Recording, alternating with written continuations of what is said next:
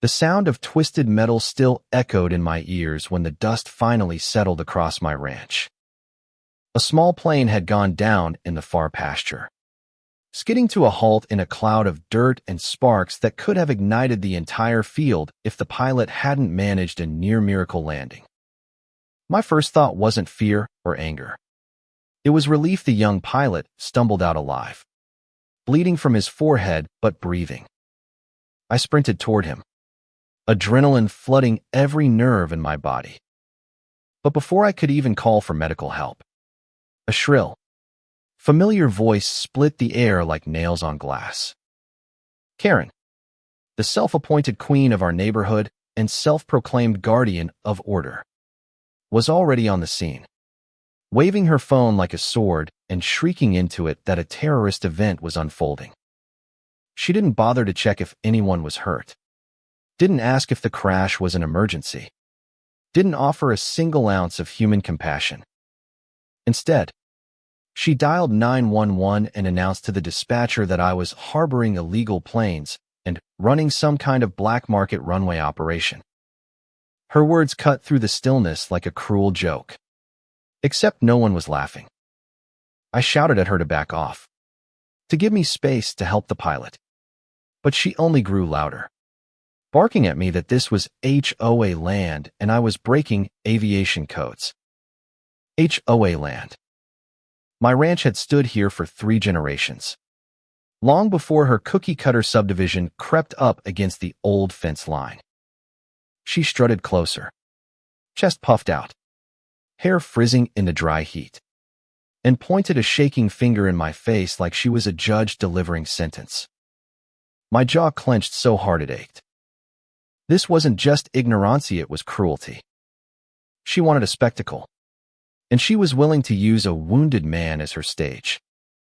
When the sheriff's cruisers arrived, sirens howling, Karen practically threw herself in front of them, shrieking that she had caught me operating an illegal airstrip and that I had brought down federal aviation danger onto the neighborhood.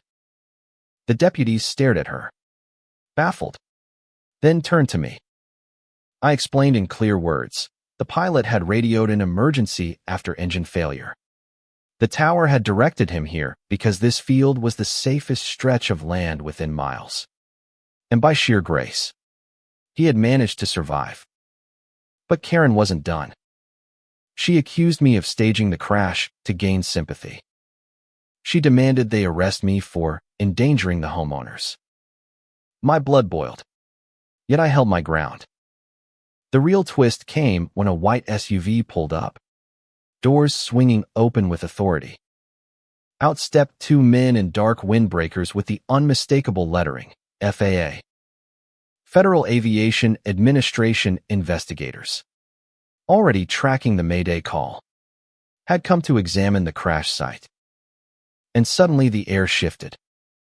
These weren't small-town deputies who could be bullied with HOA threats. These were federal agents with clipboards, cameras, and the law in their back pocket. Karen tried to intercept them, claiming to be the HOA president and land authority. They brushed right past her, unimpressed, and went straight to work. I watched her face flush red as she realized her control was slipping. She barked at the agents that the ranch was under HOA jurisdiction, that she had power to dictate what happened here. One agent paused, glanced at her badge lanyard, and calmly asked, "Ma'am, are you claiming this is your property?" She puffed out her chest and declared yes. It fell under her authority. The agent tilted his head, then asked her to show legal documents. She fumbled, then blurted, "Well, the neighborhood rules apply. This is common space." He raised an eyebrow and said evenly, "Ma'am, this is clearly private agricultural land registered under federal zoning. Do you understand that making false claims over jurisdiction during an aviation investigation is obstruction?" Her bluster crumbled for a beat, but pride forced her to snap back. "I'm protecting my community from criminals like him." That was the moment my neighbor, Old Man Harris appeared from across the fence. He'd lived here even longer than me. A retired air traffic controller who had guided hundreds of emergency landings in his career. With slow authority, he spoke up in front of everyone. That pilot did everything right. This ranch was marked as an emergency landing field decades ago with federal clearance. I signed the papers myself when I still worked in the tower. The crowd froze. Karen blinked in disbelief, scrambling for words. But the truth had cut through her web of lies like sunlight through fog. The FAA agents nodded, noting Harris's statement, and explained that indeed, certain large parcels were designated as emergency landing fields in case of mid-air distress. My ranch was one of them, registered in federal aviation records. Not only was I not at fault, I had just helped prevent a tragedy by maintaining the land open and accessible. Karen's accusations instantly collapsed under the weight of federal law. And yet she kept pushing. She waved her HOA handbook like it was the Constitution and shouted, "He's endangering us all. He should pay fines for property damage, noise, trauma. This entire neighborhood could sue." The lead agent finally turned toward her, his voice level but sharp enough to silence the cicadas in the trees. "Ma'am, interfering with a federal crash investigation is a crime. Filing false claims to emergency services is a crime. Attempting to assert jurisdiction you do not possess over private land is fraud. Do you understand what that means?" Her mouth opened and closed like a fish gasping on dry land. She stammered, insisting she was just protecting her HOA. But the deputies by now were exchanging smirks, tired of her nonsense. The crowd of neighbors who had gathered leaned in, some whispering, some openly shaking their heads at her arrogance. That was when the real gut punch landed. The FAA agent wrote up a citation out for me.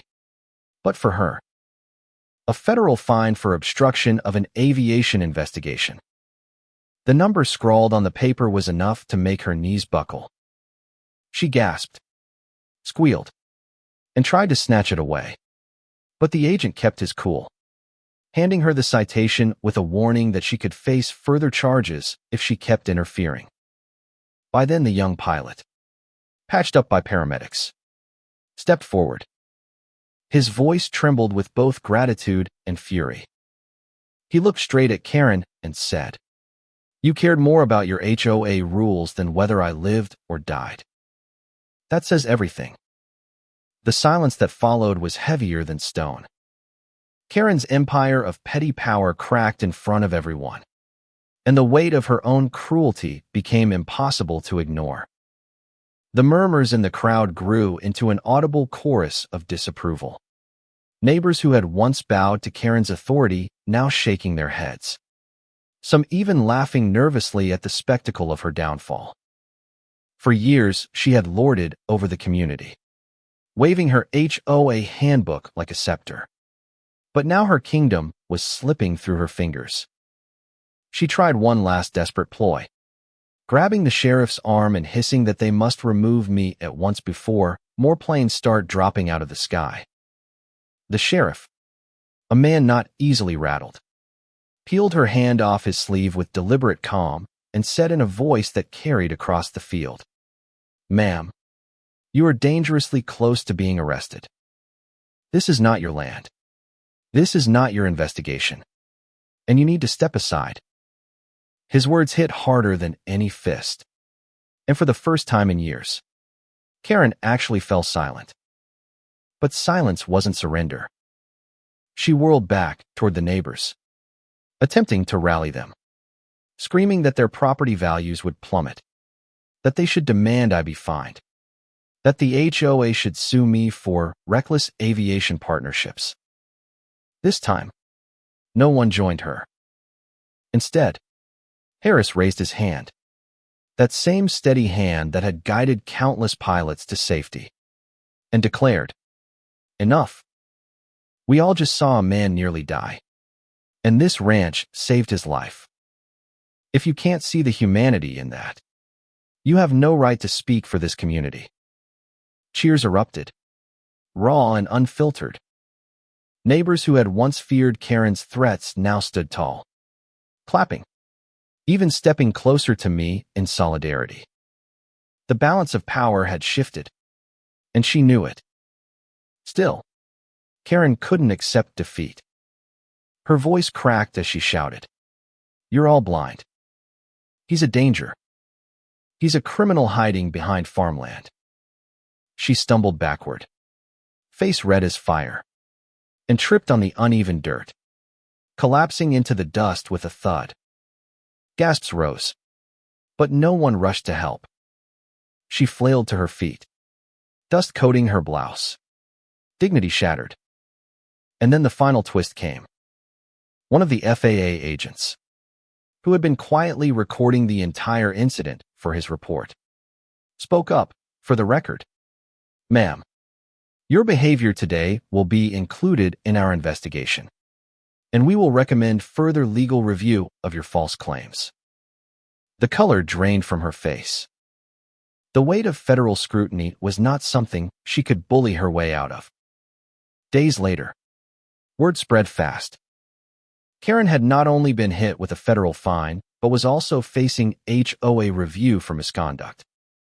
The board, long complicit in her tyranny, scrambled to distance themselves. One by one, her allies melted away, unwilling to risk their own reputations. By the end of the week, Karen was stripped of her presidency, left to stew in the ruins of her self-made empire. Neighbors who once feared her wrath began visiting me, some apologizing for years of silence, others offering help to repair the pasture where the plane had skidded. For the first time in a long while, the community felt united by truth, by compassion, and by the courage to stand up to abuse. The pilot, after recovering, returned to thank me in person. He brought with him a plaque from his flight academy, engraved with words I'll never forget, for providing a safe landing when all hope seemed lost. He handed it to me with tears in his eyes, saying, "Your ranch isn't just land. It's life-saving ground." That plaque now hangs in my barn, a reminder that some things matter far more than property values or HOA codes. As for Karen, her story became a cautionary tale. People whispered about how she went from self-proclaimed queen to disgraced outcast in a single afternoon, undone not by enemies, but by her own arrogance. Some say she still insists the fine was unfair, still mutters about conspiracies, but no one listens anymore. The power she once wielded with fear had evaporated into thin air. All that remained was the bitter taste of her downfall. Standing on that pasture, watching the golden sun set over the horizon, I realized something profound. Justice doesn't always roar in with handcuffs and headlines. Sometimes it arrives in the quiet shift of a community refusing to be bullied anymore. Sometimes it comes in the steady hand of a retired controller, in the firm voice of a sheriff, in the unshakable authority of federal law. And sometimes it comes in the form of neighbors finally remembering their own humanity. So when I look back on that day, I don't just remember the crash or the chaos. I remember the moment we stopped being a neighborhood ruled by fear and became a community guided by truth. And if there's one lesson worth sharing, it's this: never let arrogance drown out compassion. Never let lies overshadow life. And never be afraid to stand up when justice calls. Now I ask you, after seeing how it all unfolded, who do you believe was right and who was wrong? Would you have stood silent? Or would you have raised your voice? Your opinion matters, share it.